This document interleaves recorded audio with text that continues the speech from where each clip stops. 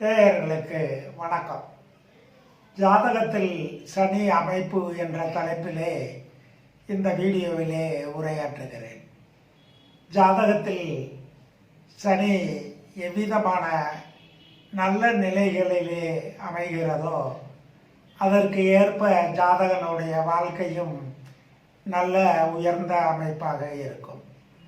சனி அசுப கிரகம், கர்ம வினை தீர்க்கும் கிரகம் என்று ஜோதிட மூல நூல்களிலே விளக்கம் அளிக்கப்பட்டிருக்கிறது. முற்பிறப்பிலே நாம் செய்த கர்ம வினைக்கு தக்கவாறு சனி பலன் தருவார். சனியினுடைய பலன்கள் ஜாதகருக்கு அனுகூலமாக இருக்கும் என்று ஜோதிட சாஸ்திரத்திலே சொல்லப்பட்டிருக்கிறது. முற்பிறப்பிலே தீய கர்மாவை செய்தவர்களுக்கெல்லாம் தண்டனை தரும் கர்ம வினை தீர்க்கும் கிரகம் சனி என்பதால் தண்டனை தரக்கூடிய ஒரு அமைப்பாகத்தான் அது விளங்கும் என்று சாஸ்திரங்களிலே விளக்கம் சொல்லப்பட்டிருக்கிறது. சனி ஒரு ராசியிலே இருந்து அடுத்து அதே ராசிக்கு வருவதற்கு 30 வருடங்கள் எடுத்துக்கொள்வார்.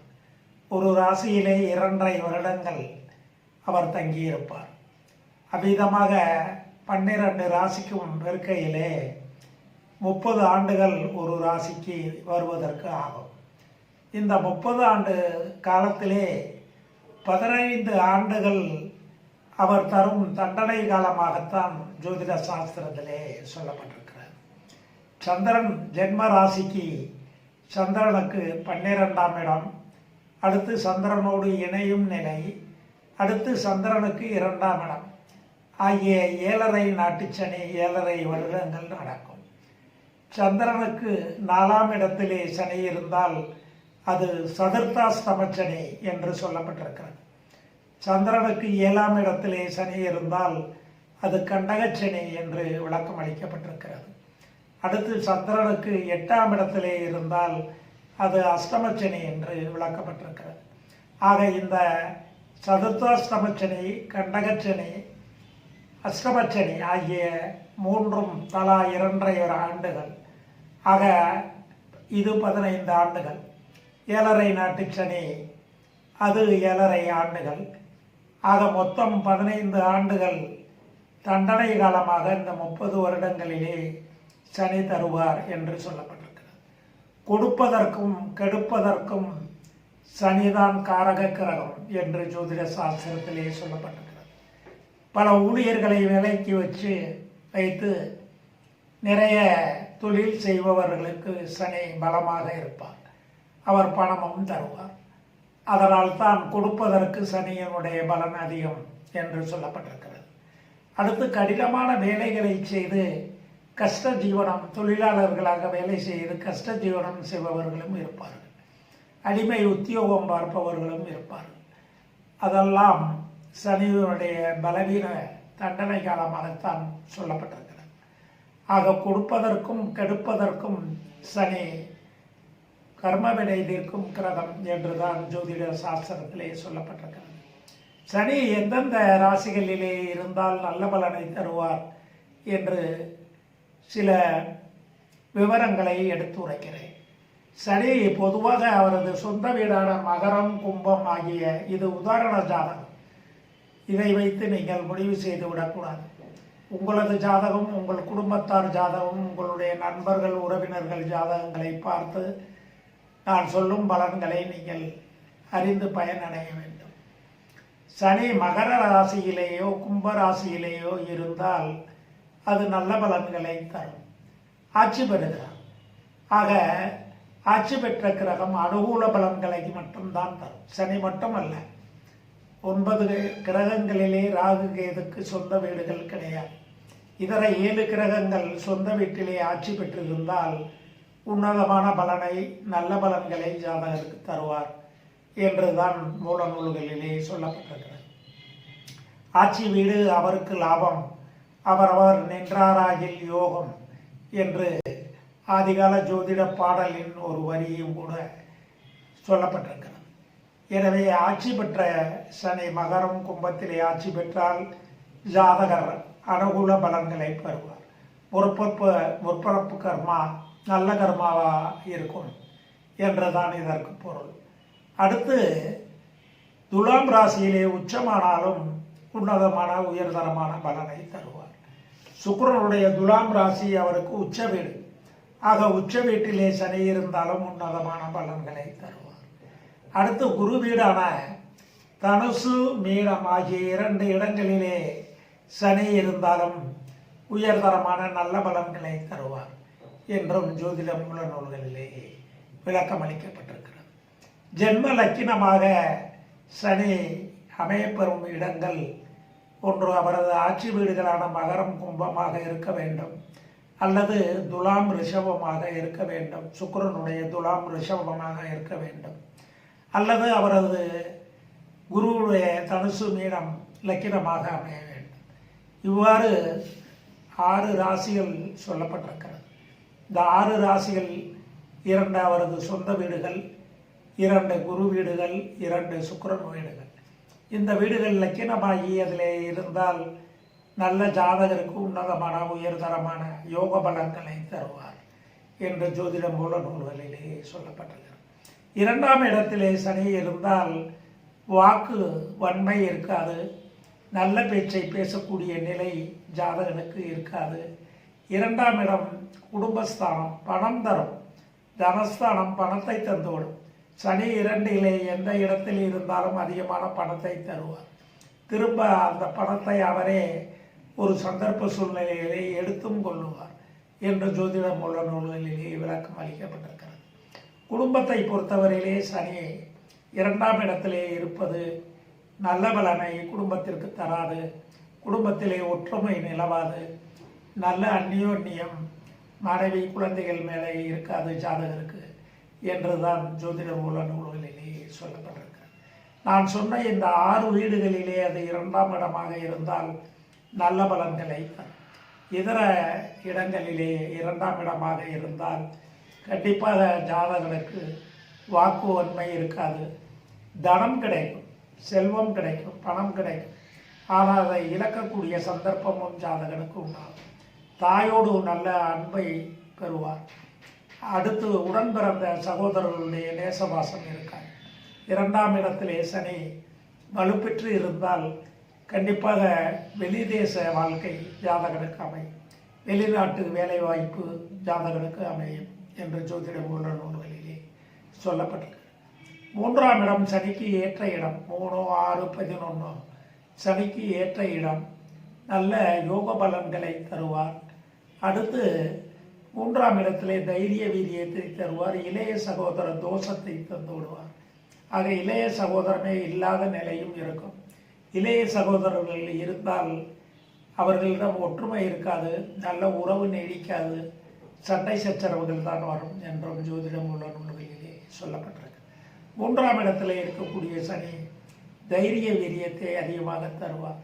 சிறுதூர பிரயாணங்களை அடிக்கடி தருவார். அதன் மூலம் ஜாதகர் நல்ல வெற்றிகளை பெற முடியும். 1ஆம் இடம் உபஜயஸ்தானம் என்பதால். 6ஆம் இடத்திலே சனி இருந்தால் நல்ல ஆரோக்கியம் இருக்கும்.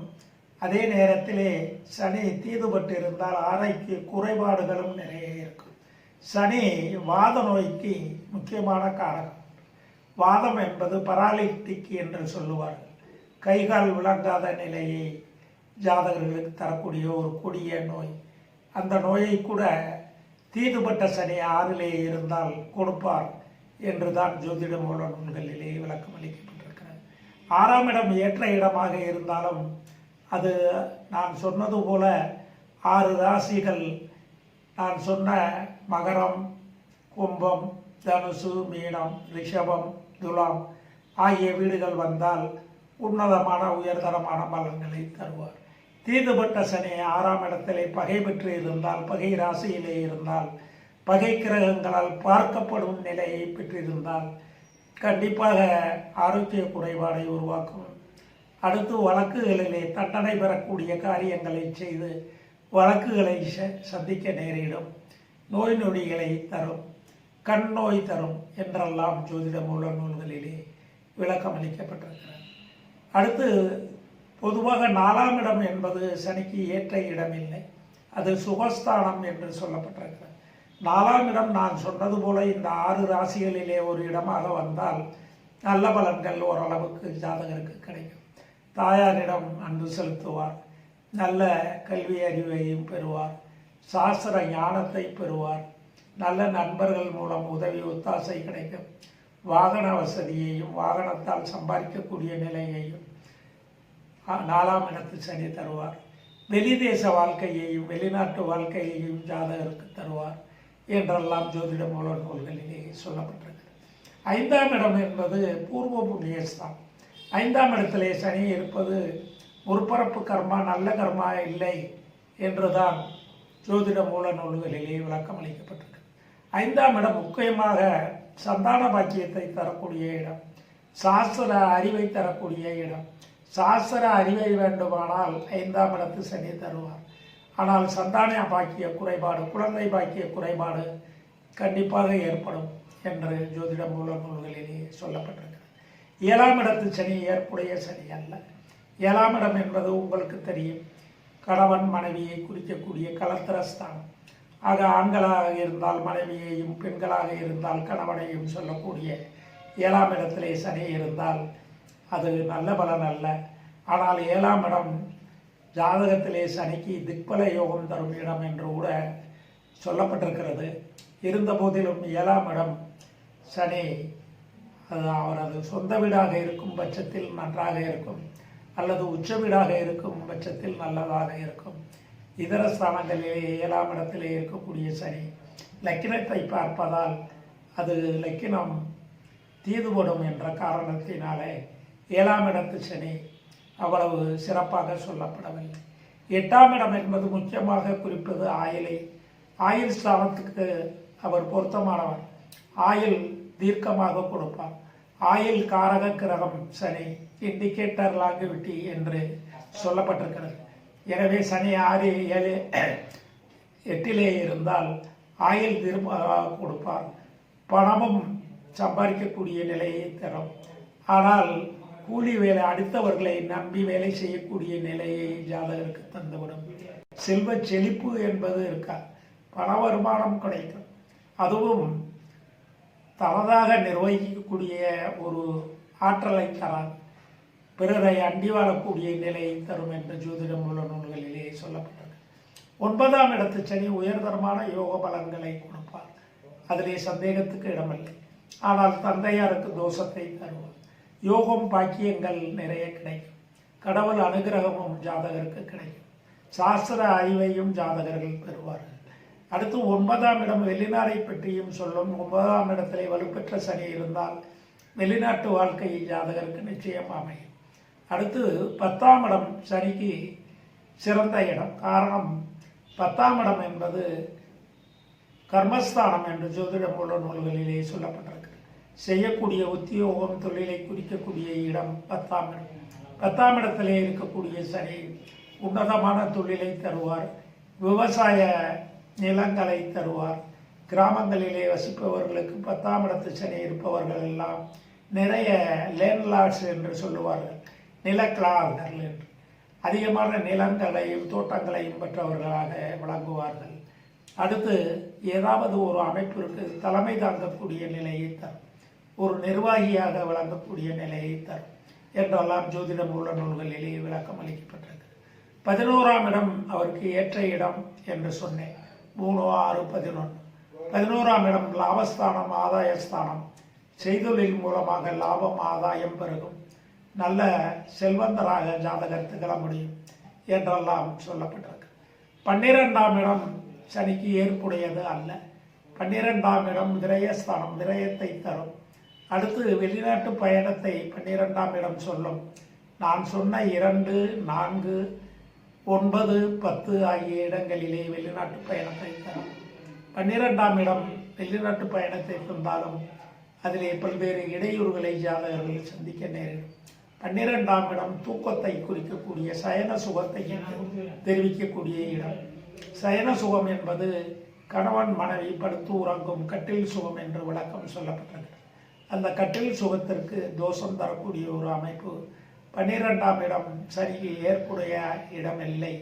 கணவனும் மனைவியும் பிரிந்து வாழக்கூடிய நிலையை வெவ்வேறு இடங்களிலே வரக்கூடிய நிலையை கூட கொடுக்கும் என்பதையும் நேயர்களுக்கு தெரிவித்து, சனி ஜாதகத்திலே வலுப்பெற்றவர்கள் எல்லாம் மிகப்பெரிய நிர்வாகிகளாக, மிகப்பெரிய பணக்காரர்களாக, செல்வந்தர்களாக, புகழ் பெற்றவர்களாக, தைரிய வீரியம் உடையவர்களாக, சமுதாயத்திலே தலைமை தாங்கும் தகுதியை பெற்றவர்களாக விளங்குவார்கள் என்பதையும், சனி தீதுபட்டவர்கள் எல்லாம் அடிமை தொழில், கடின உழைப்பு, உடல் உறுதியற்ற நிலை, நோய் நொடி போன்றவற்றையெல்லாம் தரக்கூடும் என்றும் ஜோதிட மூல நூல்களிலே விளக்கமளிக்கப்பட்டிருக்கிறது என்ற விவரங்களை நேயர்களுக்கு தெரிவித்து, நான் இந்த வீடியோவை காணும் எனது அன்பான நேயர்கள் எனக்கு சப்ஸ்கிரைப் செய்து ஆதரவு தர வேண்டும் என்று உங்களை அன்போடு கேட்டுக்கொள்கிறேன்.